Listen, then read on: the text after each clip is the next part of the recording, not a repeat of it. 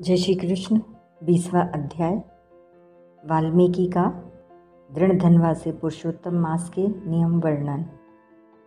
सूत जी बोले, हे प्रिय, नारायण के मुख से दृढ़ धनवा की पूर्व जन्म का वृतांत सुनकर पूर्ण तृप्त न होने के कारण नारद जी नारायण मुनि से पूछने लगे, हे तपोधन, दृढ़ धनवा ने वाल्मीकि जी से क्या कहा, सो मुझसे विस्तार पूर्वक कहिए। श्री नारायण बोले, हे नारद जी, दृढ़धनवा ने वाल्मीकि मुनि की प्रार्थना करके जो कहा वह कहता हूँ, सुनो।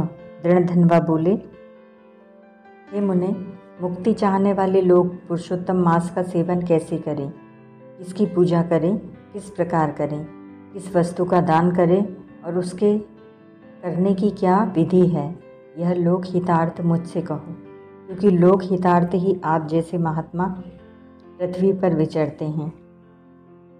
यह पुरुषोत्तम मास साक्षात पुरुषोत्तम भगवान है, अतः इस मास में व्रत दान आदि करने से महान पुण्य होता है।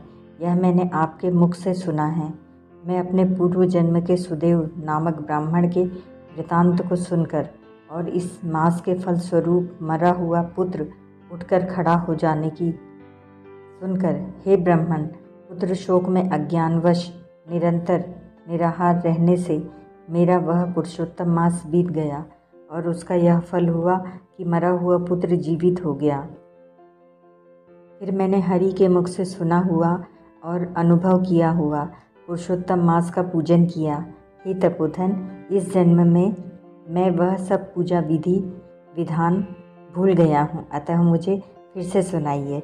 वाल्मीकि मुनि बोले, महात्मन, मुहूर्त में उठकर पर ब्रह्म परमात्मा का चिंतन करें, फिर एक बड़ा जल का पात्र लेकर नैऋत्य दिशा को गांव से कुछ दूर जावे, दिन में और सांझ समय कान पर यज्ञोपवीत लपेटकर उत्तर की ओर मुख करके पृथ्वी को घास से ढककर सिर पर वस्त्र लपेटकर मुख को बंद करके न थूके न बोले, इस प्रकार मलमूत्र का त्याग करें। और यदि रात्रि का समय हो तो दक्षिण की ओर मुख करके करें। फिर उठकर दुर्गंधि दूर करने तथा शुद्धि के लिए लिंग पर 1 बार गुदा में, 5 बार बाएं हाथ में, 3 बार और दोनों हाथों में 10 बार तथा दोनों पांवों में 14 बार मिट्टी लगावे। यह पृथ्वी वाले को शौच की विधि है। इस प्रकार शौच करके नतिका और जल से हाथ पांव धोकर शुद्धि करें। तीर्थ स्थान में हाथ पैरों की शुद्धि न करें। तीर्थ से पात्र में जल लेकर 1 हाथ भर का अंतर छोड़कर शुद्धि करें। पीछे तीर्थ में शुद्धि करें, अन्यथा अशुद्धि ही रहता है। इस प्रकार पुरुषोत्तम का व्रत करने वाला शौच कर्म करे।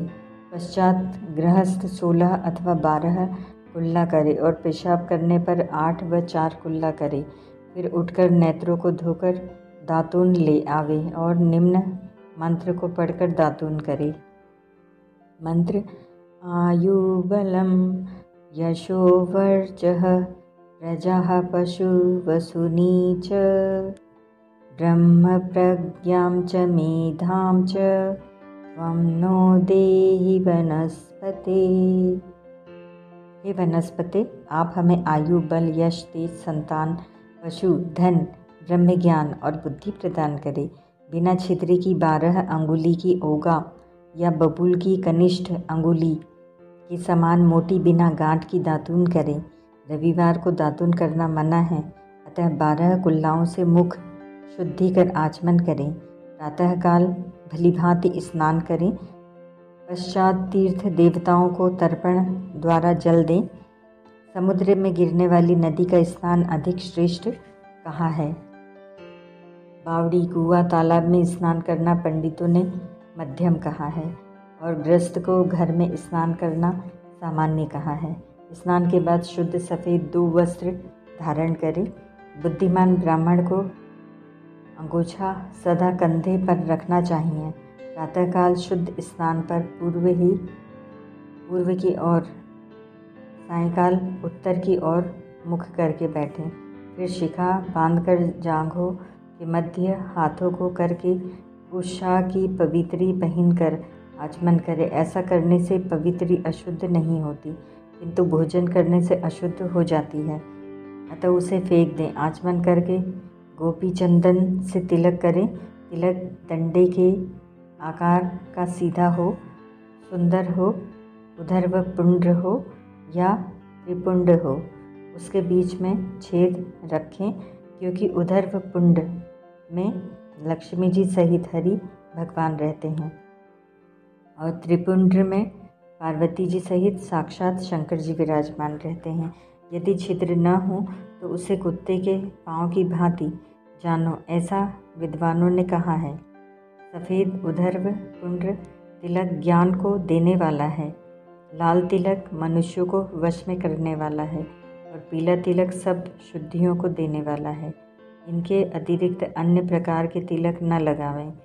गोपी चंदन की माटी से शंख चक्र गदा पद्म धारण करें। ये सब पापों को नष्ट करने वाला और पूजा का अंग कहा है। जिनके शरीर पर शंख चक्र आदि हो उनको साधारण मनुष्य नहीं जानना चाहिए। वे भगवान के नित्य शरीर हैं, जो शंख चक्र आदि चिन्हों को नित्य धारण करते हैं।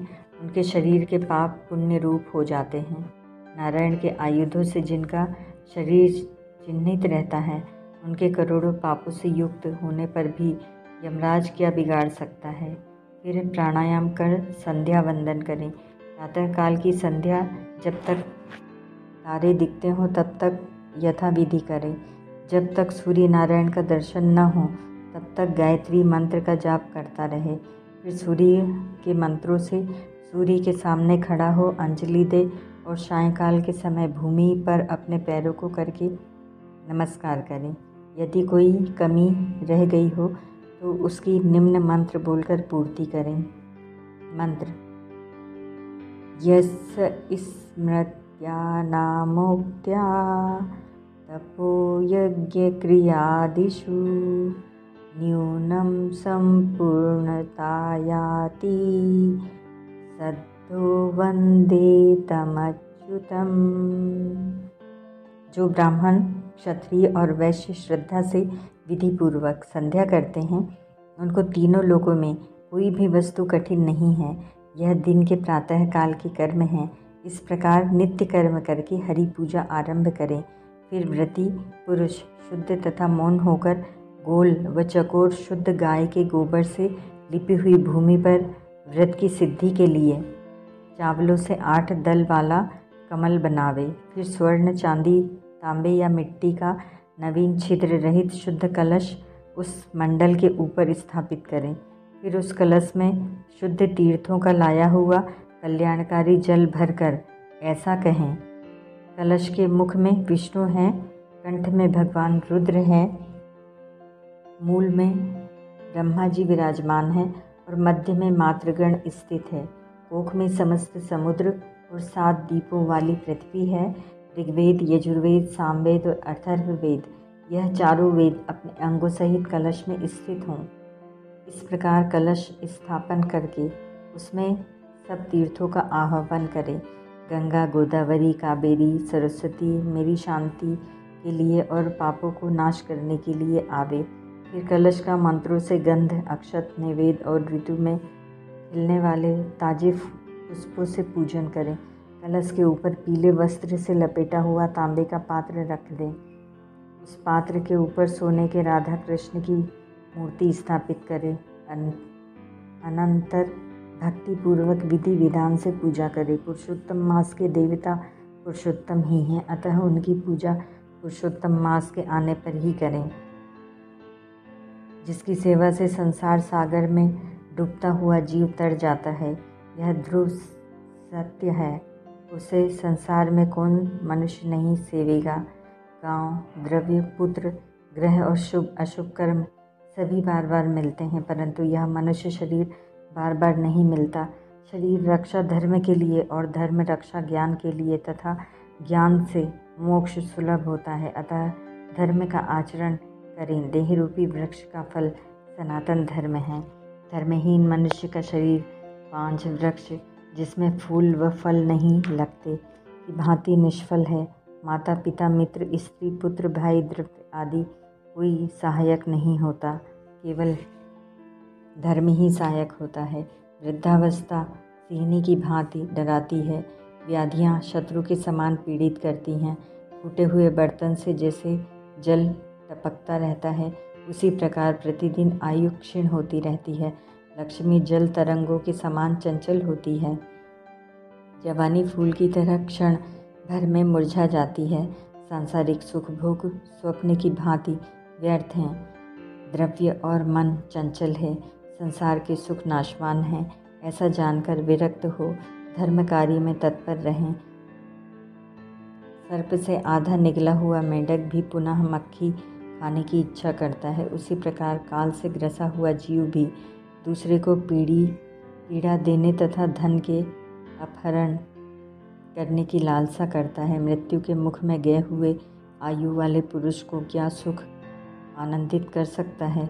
पशु को वध स्थल पर ले जाने पर उसका भागना निरर्थक है। जब धर्म करने के लिए चित्त प्रबल होता है, तब उस समय धन का मिलना सुलभ नहीं होता, और जब पास में धन है तब धर्म की ओर चित्त नहीं होता। जब धर्म कार्य में चित्त और धन दोनों होते हैं, तब उस समय सत्पात्र नहीं मिलता। जब इन तीनों चित्त, वित्त और सत्पात्र का मिलन हो जाए, तब बिना विचारे जो धर्म को करता है वही बुद्धिमान है। बहुत धन होने पर हजारों प्रकार के धर्म कार्य होते हैं, परंतु पुरुषोत्तम मास में थोड़े ही द्रव्य से महान धर्म होता है। स्नान, दान और कथा में विष्णु भगवान का स्मरण होना, इतना ही सद्धर्म किया जाए तो वह महान भय से बचा देता है। जैसे गंगा ही तीर्थ है, कामदेव ही धनुर्धर हैं, विद्या ही धन है, गुण ही सौंदर्य है, वैसे ही सब मासों में साक्षात पुरुषोत्तम मास है। यद्यपि यह मास पहले सब यज्ञादि धर्म कार्यों में निंदनीय था, तथापि साक्षात कृष्ण भगवान के नाम के प्रभाव से यह पृथ्वी पर विख्यात हुआ। जैसे सब प्राणियों के पैर हाथी के पाँव में समा जाते हैं, वैसे ही सब धर्म और कलाएं पुरुषोत्तम में विलीन हो जाते हैं। जैसे गंगा जी के समान सब नदी नहीं होती, ऐसे ही कल्प वृक्ष की भांति सभी वृक्ष नहीं होते। जैसे पृथ्वी पर चिंतामणि के तुल्य अन्य रत्न नहीं होते, गौ में कामधेनु के समान अन्य गौ नहीं हो सकती, राजा के समान अन्य पुरुष नहीं हो सकते, वेदों के समान अन्य शास्त्र नहीं हो सकते, वैसे ही पुरुषोत्तम मास के समान कोई पुण्य काल नहीं हो सकता। पुरुषोत्तम मास जैसा कोई मास नहीं है, इसके देवता पुरुषोत्तम भगवान ही हैं। अतः श्रद्धा भक्ति से पुरुषोत्तम भगवान की पूजा करें। शास्त्रों में निपुण, शुद्ध, सत्यवादी वैष्णव ब्राह्मण आचार्य के द्वारा ही पूजा करावे। अंतःकरण में होने वाले काम, क्रोध, मोह, लोभ, मद, मत्सर रूपी बड़ी मछलियों से अत्यंत गंभीर वेग वाले इस संसार सागर को जो लोग लांघना चाहें, तो इस भरतखंड में आदिदेव पुरुषोत्तम की ही विधिवत पूजा करनी चाहिए। ओम तत्सत।